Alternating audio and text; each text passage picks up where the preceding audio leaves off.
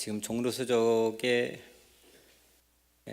아동 문학 중에서 아주 상당히 오랜 기간 동안 베스트셀러 부동의 1위를 하고 있는 작가가 있습니다. 이미 지금 별세한 지가 10년, 올해로 딱 10년이 됐는데도 그 자리를 한 번도 빼앗기지 않을 정도로 아동 문학 작가로서는 한국에서 가장 큰 인기를 누리고 있습니다. 그분의 이름이 권정생 선생님입니다.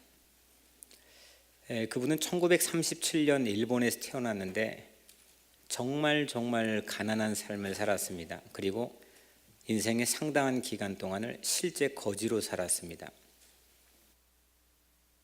28살 때부터는 어릴 때부터 가지고 있던 늑막골 결핵이라는 아주 심각한 지병을 이끌고 아픈 몸을 이끌고 굶주리며 세상을 거지로 떠돌았습니다. 들판에 앉아선 그는 성경을 읽었고 시를 썼습니다.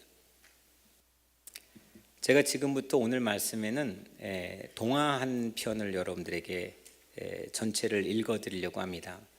제목이 그의 대표작인 강아지 똥입니다. 그가 16년 동안 교회의 종직이로 일했는데 그 교회 문간방에 쓰여진 작품이 이 강아지 똥입니다. 이 책을 쓸 당시 그의 나이가 30살이었고 신장과 방광을 다 드러낼 정도로 아주 큰 수술을 한 직후 온몸에 결핵이 퍼져서 1년을 넘기지 못할 거라는 시한부 선고를 받았을 때 이 동화가 쓰여졌습니다. 이때 쓴 강아지 똥은 1967년 제1회 기독교 아동 문학상을 받았고 1984년부터는 아예 평생을 교회 뒤 자그마한 언덕에 아주 작은 흙집을 짓고 그 안에 삶의 수없는 아동문학 작품을 이 권정생 선생님은 남겼습니다. 제가 이제 강아지 똥 동화를 읽어드리겠습니다. 도린의 흰둥이가 똥을 놓았어요. 골목길 담 밑구석 쪽이에요. 흰둥이는 조그만한 강아지니까 강아지 똥이에요. 날아가던 참새 한 마리가 보더니 강아지 똥 곁에 내려앉아 콕콕 쪼면서 똥, 에이그 더러워 하면서 날아가 버렸어요. 내가 똥이라고? 더럽다고? 강아지 똥은 화도 나고 서러워서 눈물이 나왔어요. 바로 저만치 소달구지 바퀴자국에서 뒹굴고 있던 흙덩이가 곁눈질로 흘끔 쳐다보고 방긋 웃었어요. 뭐 때문에 웃니 넌? 강아지 똥이 화가 나서 대들듯이 물었지요. 똥을 똥이라 안고 그럼 뭐라 부르니? 난 똥 중에서도 가장 더러운 개똥이야. 강아지 똥은 그만 으앙 울음을 터뜨려 버렸지요. 한참이 지났어요. 강아지 똥아, 내가 잘못했어. 그만 울지 마. 흙덩이가 정답게 강아지 똥을 달래었어요. 정말은 내가 너보다 더 흉측하고 더러울지 몰라. 흙덩이가 얘기를 시작하자 강아지 똥도 어느새 울음을 그치고 귀를 기울였어요. 본래 나는 비탈밭에서 곡식도 가꾸고 채소도 키웠지. 여름엔 보랏빛, 하얀빛 감자꽃도 피우고 그런데 왜 여기 와서 뒹굴고 있니? 강아지 똥이 물었어요. 내가 아주 나쁜 짓을 했거든.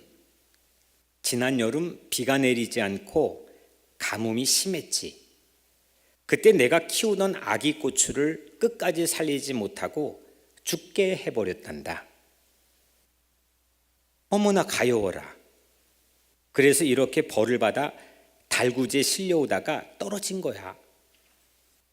난 이제 끝장이야. 그때 저쪽에서 소 달구지가 덜컹덜컹거리며 오더니 갑자기 멈추었어요. 아니, 이건 우리 밭 흙이잖아. 어제 싣고 오다가 떨어뜨린 모양이군. 도로 밭에다 갖다 놓아야지. 소 달구지 아저씨는 흙덩이를 소중하게 주워 담았어요.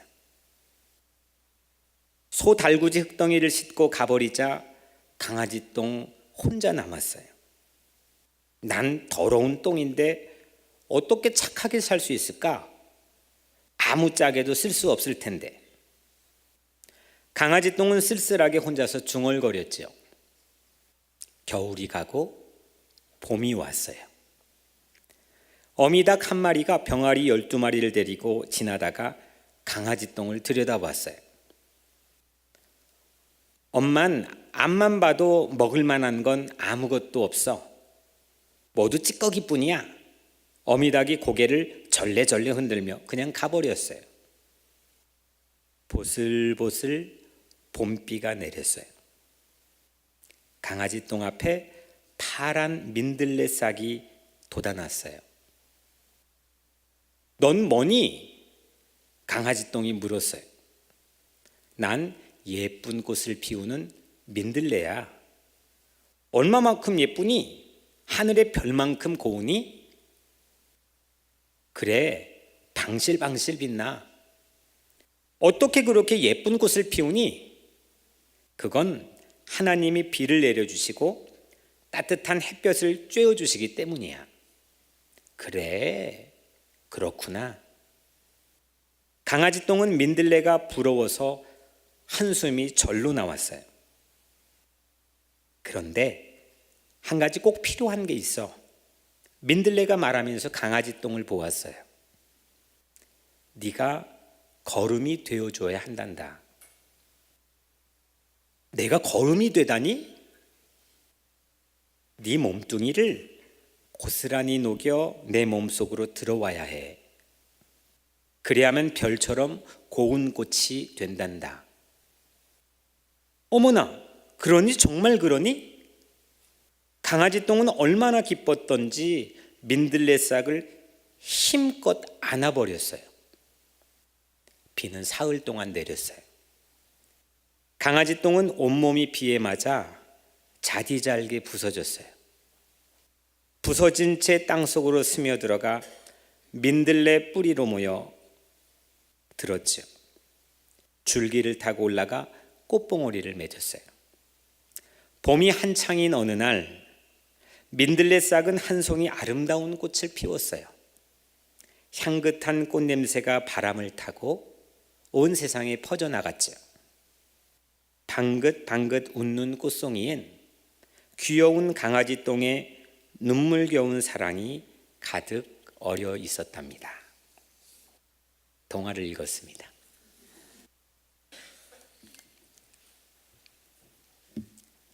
동화가 예쁘고 귀엽죠? 별로 안 귀여워요?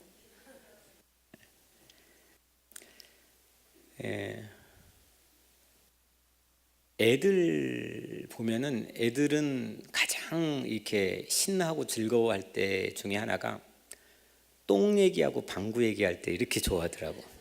나는 한국 애들만, 우리 집 애들만 그런 줄 알았는데 미국 애들도 똑같이 그러더라고요. 근데 아이들만 주목하는 이 똥, 별로 입에도 이렇게 담기가 좀 남사스러운, 남들이 피해버리는, 버림받는, 아무 쓰잘데기 없는 그 똥이라는 주제를 가지고 이 권종생 선생님이 동화를 썼습니다.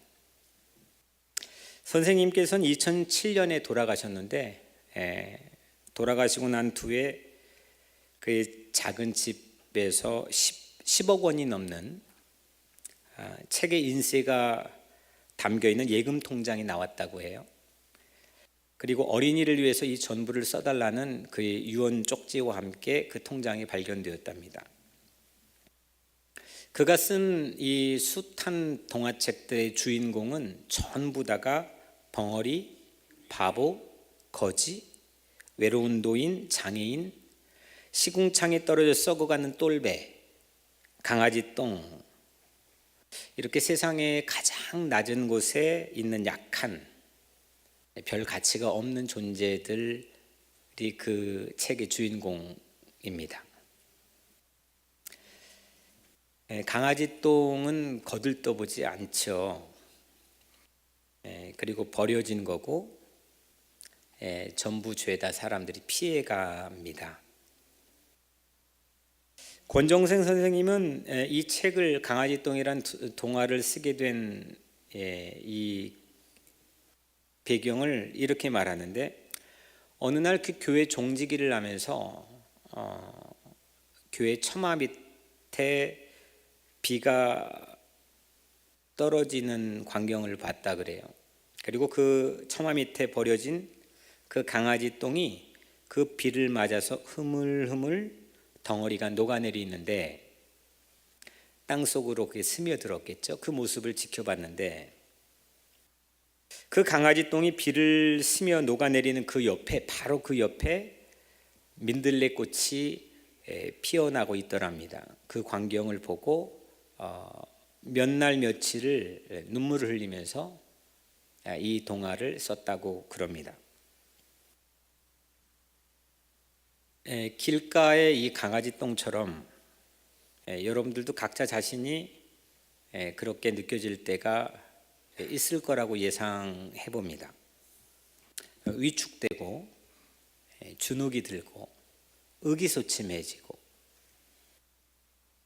그럴 때가 우리 각자의 삶에 있죠. 내가 무슨 가치가 있을까? 내가 어떤 쓸모가 있을까?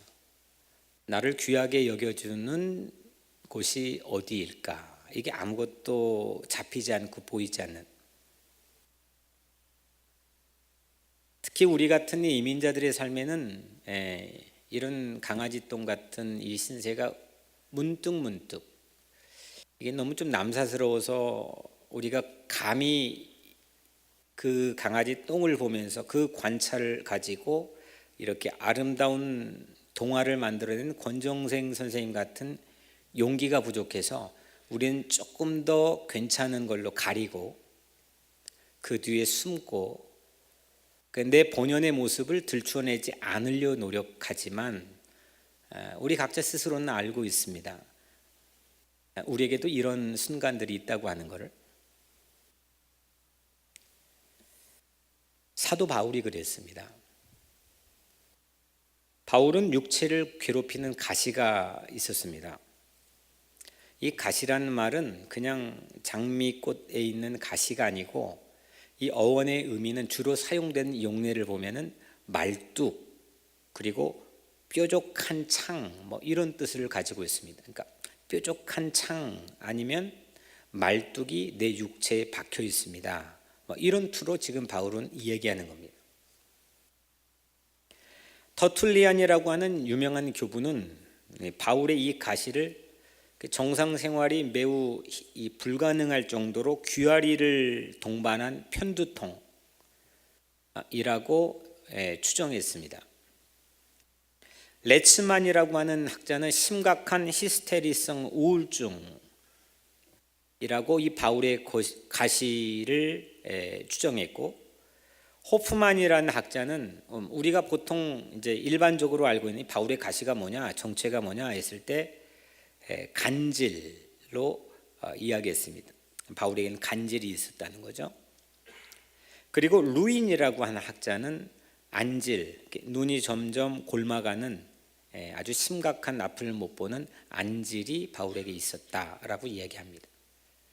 어떤 육체에 박혀 있는 말뚝이든 간에 이 정상 생활이 매우 불가능할 정도로 어려운 육체의 질고를 바울은 가지고 있었습니다. 오늘 7절 말씀에 여러 계시를 받은 것이 지극히 크므로 너무 자만하지 않게 하시려고 내 육체의 가시 곧 사탄의 사자를 주셨으니 이는 나를 쳐서 너무 자만하지 않게 하려 하심이라. 바울은 받은 계시들이 엄청났습니다. 오늘 그 같은 장의 1절과 2절을 제가 잠깐 읽어드리면, 무익 하나마 내가 부득불 자랑하노니, 어쩔 수 없이 자랑하는 거죠. 주의 환상과 계시를 말하리라. 내가 그리스도 안에 있는 한 사람을 아노니 그는 14년 전에 셋째 하늘에 이끌려간 자라. 그가 몸 안에 있는지 몸 밖에 있었는지 나는 모르거니와 하나님은 아시느니라. 내가 나를 분간하지 못할 정도로 14년 전에 엄청난 하늘의 계시를 받았다는 겁니다. 이게 바울이죠. 예수 믿는 사람 때려잡기 위해서 다메섹으로 가는 도중에 사울아 사울아 하늘의 음성을 듣게 되죠. 그때 이 받은 판타지, 환상과 이 엄청난 하나님의 계시를 바울은 체험한 사람입니다.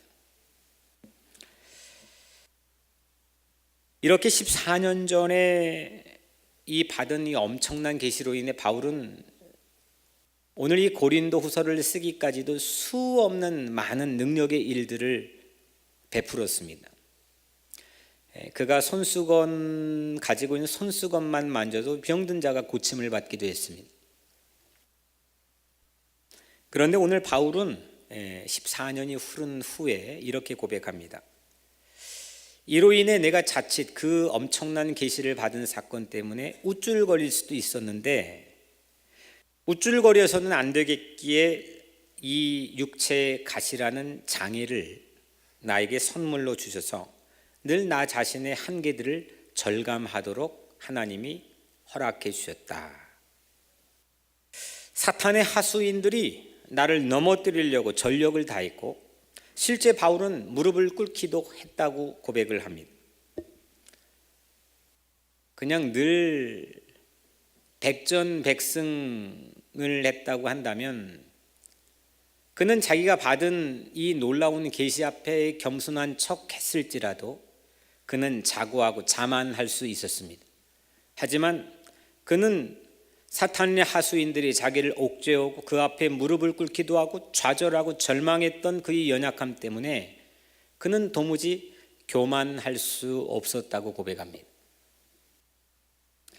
8절에 이것이 내게서 떠나가게 하기 위해 내가 3번 죽게 간구하였더니, 처음에 바울은 이 육체의 한계인 육체의 가시를, 이 장애를 선물로 여기지 못했습니다. 우리는 흔히 신앙적으로 하는 이게 덕담 아니면 격려의 메시지나 말을 쉽게 하긴 하지만 결코 만만치 않은 일입니다. 바울도 그랬습니다. 그 질고와 고난, 육체의 가시를 선물로 받아들일 수 없었습니다. 그래서 그걸 없애달라고, 그걸 내게 사라지게 해달라고, 나에게서 뽑아달라고 하나님께 3번이나 간구했다고 고백합니다. 처마 및 강아지 똥 같았던 바울에게 하나님은 이렇게 말씀합니다. 나의 은혜가 네게 족하도다. 이는 내 능력이 약한 데서 온전하여 짐이라. 하나님의 은혜죠. 나의 은혜가 너에게, 너에게 족하도다. 충분하다. 내 능력은, 하나님의 능력은 너의 약한 곳에서 온전하여 진다. 남들은 고쳐주었습니다. 수없이 살려주었습니다. 수없는 사람들에게 기가 막힌 메시지를 전하고 설교를 했습니다. 하지만 정작 자신의 질병 앞에서는 한없이 무력했던 사람이 바울입니다. 아무것도 할 수가 없었습니다. 그의 기도에도 능력이 없었습니다. 3번이나 간구했지만 여전히 그 몸속에는 육체의 가시가 말뚝처럼 박혀 있었습니다. 하지만 바울은 놀라운 것은 이 14년을 차이로 둔 최고의 경험과 최악의 상황, 이거를 연결하는 뛰어난 해석의 능력을 우리에게 보여줍니다. 오늘 나에게 주어져 있는 이 최악의 연약함, 약함, 이거를 어떻게 해석하느냐에 따라 그 사람은 그렇게 살게 되어 있습니다. 그런데 이걸 해석하는데 이 최상의 경험을 끌어다가 이걸 줄긋기로 연결하는 것은 사실은 그렇게 흔하게 우리가 볼 수 있는 광경이 아닙니다. 약한 데서 온전해질 수 있는 마음. 처마 밑에 비가 뚝뚝 떨어져서 강아지 똥이 흐물흐물 잘게 떨어져 나가서 땅속에 스며드는 광경을 보고 거지로 살고 교회 종지기로 살고 자기의 삶의 시한부의 육체를 가지고 있는 이 권정선 선생님의 자신을 빗대었겠죠. 근데 그 강아지 똥을 보면서 바로 옆에 있는, 정말 바로 옆에 있는 새싹이 돋아나는 민들레와 이 거리는 매우 가깝습니다. 이 권 선생님은 이 강아지 똥 스물스물 떨어져 나가버리고 사라져버리는 이 현재의 상태를 이 민들레꽃과 연결시키는 놀라운 탁월한 해석의 안목을 우리에게 보여줬습니다. 우리 주변에도 내 삶이 연약하고 곤고하고 사방에 우겨쌈을 당하고 길이 보이지 않는 삶이 있을 때에 어떻게 내 삶을 신앙 안에 영적으로 해석하느냐, 그 해석의 능력의 탁월함이 어느 정도냐, 이거에 따라서 우리는 각자의 삶을 살게 되어 있습니다. 우리 주변에는 민들레꽃을 하나님은 많이 심어 놓았습니다. 하지만 때로는 우리가 그 민들레꽃을 보지 못할 때가 많이 있습니다. 오늘 바울은 무려 14년이 흐른, 그래서 까마득하게 옛 과거가 되어버릴 수도 있는 그 다메섹으로 가다가 감당할 수 없는 놀라운 은혜와 사랑을 받았던 그 그리스도의 음성을, 그 놀랍게 받았던 큰 하나님의 계시를 오늘 자기의 삶의 최악의 상황과 연결을 시켰습니다. 권 선생님이 그 동화를 빗물이 떨어지는 그 강아지 똥을 보면서 옆에 있는 민들레꽃과 연결을 시켜 동화를 썼던 것처럼 오늘 바울은 자기 마음, 자기 삶의 육체에 있는 육체의 가시를 바라보면서 엄청난 삶에 대한 해석을 도전적으로 우리에게 해주고 있습니다. 하나님의 은혜가 우리 안에 충분하다, 인업하다고 깨닫기까지는 아무리 신앙인 척해도 가만히 보면 우리 각자의 탐욕과 계획을 가지고 사는 거지, 정말 주님의 뜻을 아까 찬양처럼 우리 마음으로 머금고 살아가지 못할 수도 있다는 겁니다. 바울도 그랬습니다. 하나님의 은혜가 우리 안에 충분하다, 너무너무 충분하다, 이너프하다, 이걸 깨닫기까지 우리는 여전히 버려진 강아지 똥에 불과합니다. 닭을, 병아리를 만나도, 참새를 만나도, 흙덩이를 만나도 여전히 자기는 버려진 고독한 강아지 똥에 불과합니다. 그러나 하나님의 능력은 우리의 그 약한 자리에서 온전해진다고 하나님은 바울에게 말씀했습니다. 하나님의 능력은 사랑입니다. 내 삶의 가치를 인정받기 위해서 우리는 부단히 몸부림치고 그 몸부림 가운데 때로는 좌절과 실망을 경험하고 있지만, 그래서 여전히 그냥 나는 강아지 똥이야, 똥인데 무슨, 나는 똥 중에 가장 더러운 개똥이야, 그런 자괴감 가운데 우리는 너무 많은 시간을 허비하고 살아가지만 하나님은 그런 우리를 밀어두거나 방치하지 않으시고 여전히 그 연약한 자리에 시선을 머무시면서 내 삶의 가치를 새롭게 눈을 떠 보게 만들어 주시는 줄로 믿습니다. 그때부터 바울은 자기의 육체 가시, 장애에 집착하는 것을 멈췄습니다. 그만두었습니다. 그리고 급기야 여러 자기 안에 있는 약한 것들을 자랑하기 시작합니다. 9절엔 나의 여러 약한 것들에 대하여 자랑하리니 이는 그리스도의 능력이 내게 머물게 하려 함이라. 약함을 자랑할 수 있는 새로운 삶이 되었습니다. 그리스도의 그 능력이 내 연약한 삶 안으로 쇄도에 들어오기 시작하는 겁니다. 그리고 내 삶에 꽃이 필 수 있는 가능성이 열리게 되었습니다. 이거는 팩트입니다. 사실입니다. 이걸 믿음으로 바라보는 것은 우리의 삶의 해석의 문제입니다. 어떻게 이 놀라운 팩트, 이 사건, 사실들을 내가 바라보고 믿고 용납하고 해석할 거냐. 이게 우리 신앙의 문제입니다. 그리고 그 해석한 대로 우리 각자의 삶은 그 방향대로 살게 되어 있습니다. 십자가를 지신 그리스도는 강아지똥처럼 그 십자가 위에서 사정없이 버림받았습니다. 다 피해갔습니다. 침을 뱉었습니다. 모욕했습니다. 심지어는 제자들도 피해갔습니다. 처마 및 강아지 똥이 빗물에 흐물흐물해져 자지잘게 부서진 제 민들레 뿌리를 끼워안아 버린 것처럼 그리스도는 십자가에서 나의 보이지 않는 삶의 뿌리 영혼 안으로 들어오셨습니다. 그리고 내 영혼을 껴안아 주셨습니다. 그래서 그리스도의 능력이 내게 머물게 하려 함이라. 그리스도의 능력이, 그 그리스도의 사랑이, 그리스도의 십자가의 놀라운 행동이 우리 영혼의 삶의 뿌리로 머물도록 하기 위해서, 그래서 바울은 자기 안에 있는 여러 약한 것들을 자랑하기 시작합니다.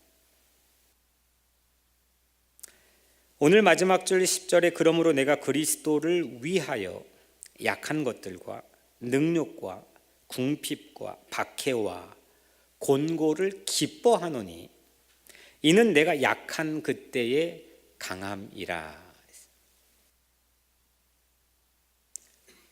이제 그리스도를 위해서 바울은 그 약점들을 기꺼이 받아들일 수 있는 사람이 되었습니다.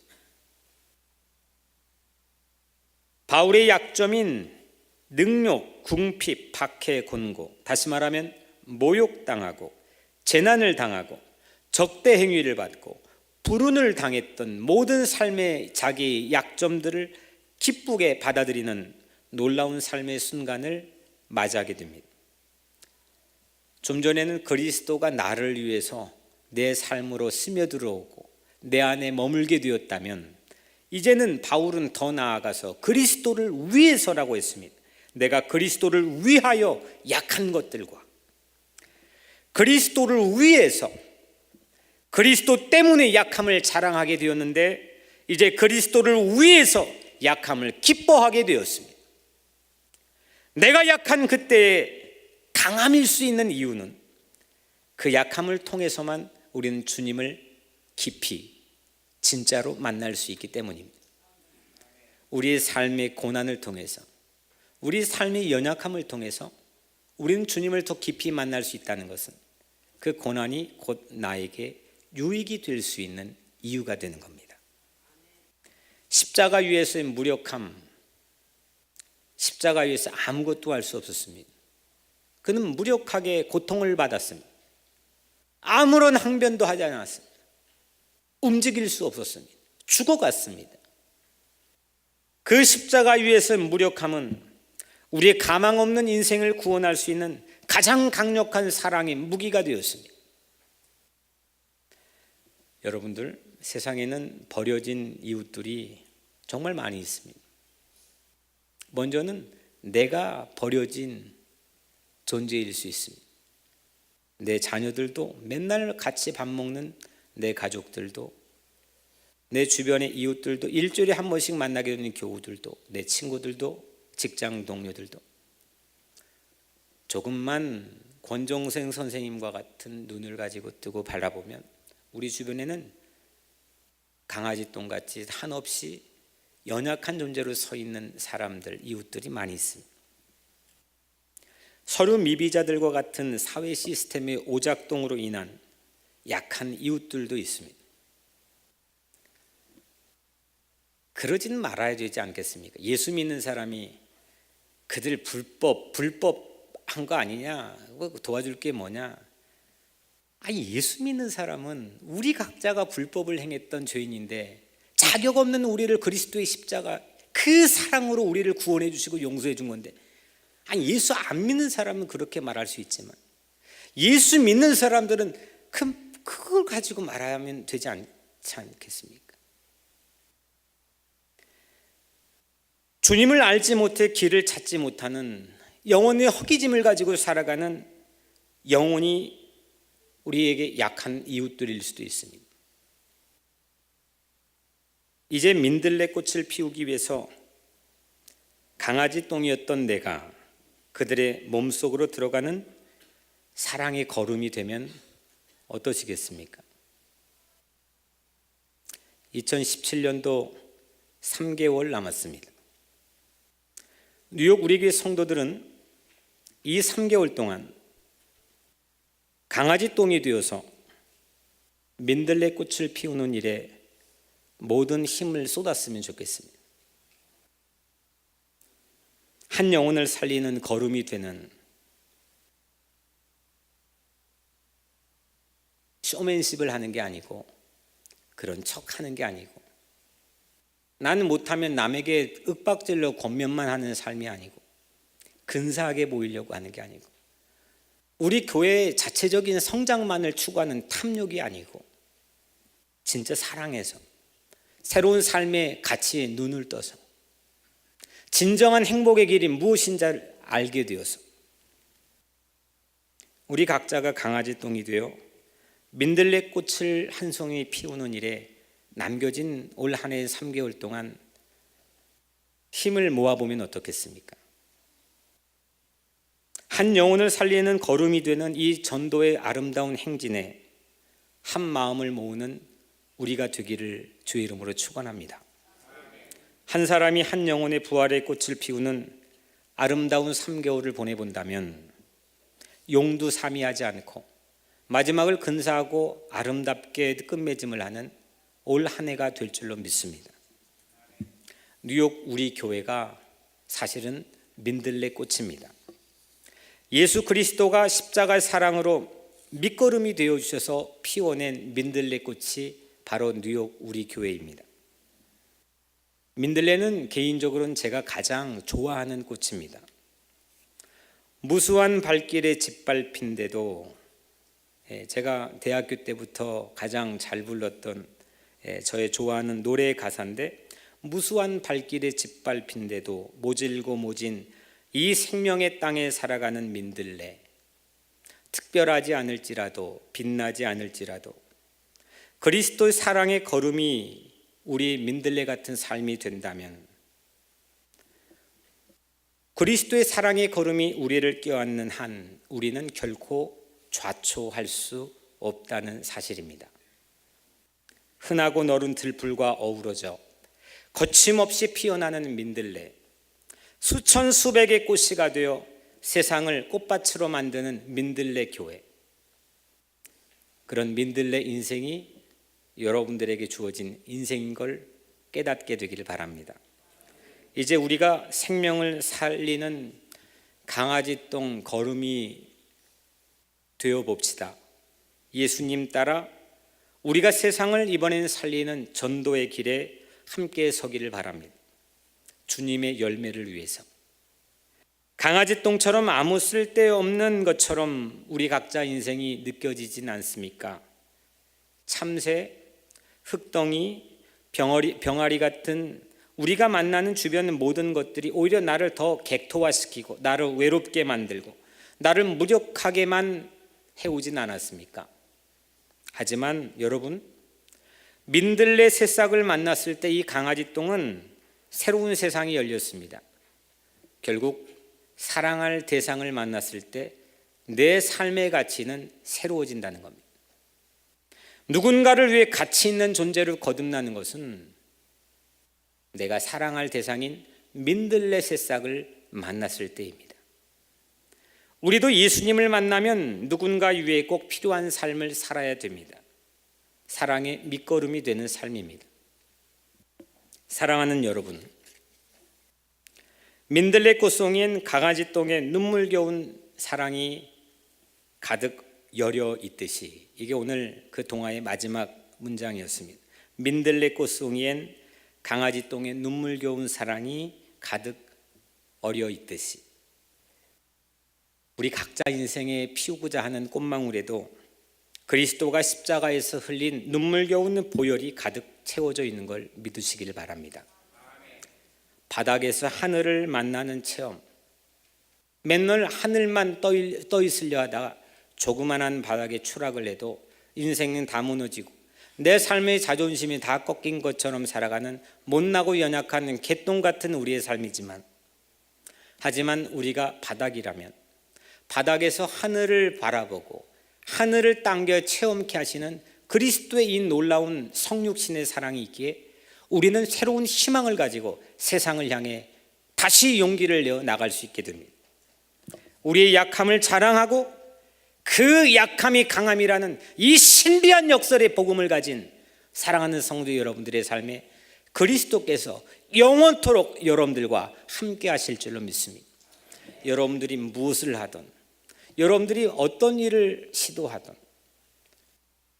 사랑할 수 있는 민들레를 만나서 새로운 삶의 눈을 떠 여러분들의 가치가 새로워지게 되기를, 거듭난 인생이 되기를 주님의 이름으로 간절히 축원합니다. 기도하겠습니다.